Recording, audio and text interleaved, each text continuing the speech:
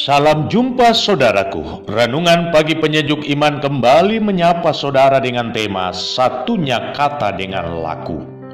Untuk pelayanan firman, mari berdoa. Tuhan, kami bersyukur atas kehidupan ini. Tuntunlah kami untuk mengisi hidup kami agar berpadanan dengan kehendak-Mu. Roh Kudus memampukan kami memahami firman-Mu. Di dalam nama Tuhan Yesus kami berdoa. Amin. Firman Tuhan 1 Tesalonika pasal 2 ayat 3. Sebab nasihat kami tidak lahir dari kesesatan atau dari maksud yang tidak murni dan juga tidak disertai tipu daya. Saudara-saudaraku, jujur saya mau mengatakan bahwa setiap kali saya menyampaikan khotbah, saya harus mempersiapkan konsep utuh dari khotbah itu. Mengapa? Sebab siapa tahu bahwa khotbah saya melenceng jauh dari teks sehingga menjadi batu sandungan bagi yang mendengar dan menodai wibawa saya selaku seorang hamba Tuhan. Dan coba Anda perhatikan, begitu banyak pemimpin atau pejabat negara yang menggunakan teks dalam menyampaikan sebuah pidato resmi kenegaraan. Tentu tujuannya sudah jelas, agar yang bersangkutan tidak salah berbicara, sebab di balik apa yang disampaikan itu, wibawa negara dan bangsanya dipertaruhkan. Tapi tak dapat dipungkiri bahwa ada juga satu atau dua orang yang diberi julukan singa podium, yakni orang-orang yang mempunyai talenta untuk menyampaikan pidato tanpa menggunakan teks. Salah satu yang saya tahu adalah Mohandas Karamchand Gandhi, yang lebih dikenal dengan sebutan Mahatma Gandhi. Ia telah menjadi inspirasi bagi banyak orang. Tahun 1931, ia diundang berbicara di depan parlemen Inggris. Ia berpidato tanpa catatan selama 2 jam. Dengan fasih dan penuh gairah, ia sampaikan buah-buah pemikirannya. Dan saat selesai berpidato, semua anggota parlemen berdiri memberikan aplaus.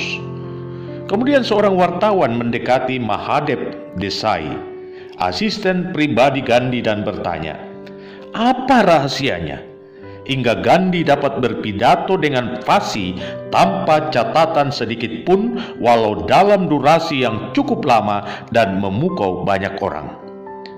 Sang asisten berkata, Anda tidak mengerti Gandhi. Anda sendiri melihat apa yang ia pikirkan adalah apa yang ia rasakan. Apa yang ia rasakan adalah apa yang ia katakan. Dan apa yang ia katakan adalah apa yang ia lakukan. Jadi apa yang dirasakan, yang dipikirkan, yang dikatakan, dan yang dilakukan sama saja. Dia tidak butuh catatan. Itulah yang membedakan Gandhi dengan kita.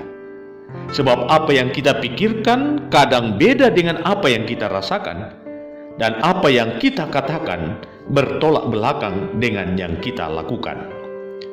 Jujur saya mau katakan bahwa Mahatma Gandhi memiliki integritas yang sangat kuat. Itu sebabnya ia tidak takut salah ataupun disalah mengerti. Jika saudara adalah pribadi yang berintegritas, di mana antara kata dan laku tidak bertolak belakang, maka saudara akan menjadi orang yang sangat nyaman. Nyaman dengan diri sendiri dan juga nyaman dengan orang lain, bahkan dengan musuh sekalipun. Pribadi yang berintegritas, hidupnya terbuka bagi semua orang, dan karena itu ia berani untuk menegur jika sesamanya telah menyimpang dari kebenaran. Paulus adalah seorang rasul yang juga memiliki integritas yang kuat. Karena itu kepemimpinannya pun efektif. Ia tanpa sungkan mengecam setiap orang, sekalipun orang itu adalah pejabat atau tokoh yang dihormati di tengah jemaat. Ia berani berterus terang dalam menyatakan kebenaran, walau ia sendiri harus menerima perlakuan yang tidak benar dari orang yang dikecam karena telah menyimpang dari kebenaran.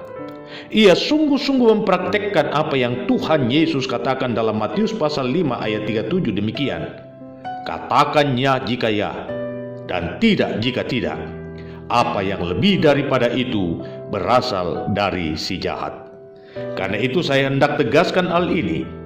Integritas diri yang kuat, di mana antara kata dan laku tidak berbeda, akan memposisikan saudara layak disegani dan dihormati, bahkan musuh sekalipun akan sungkan menjatuhkan saudara.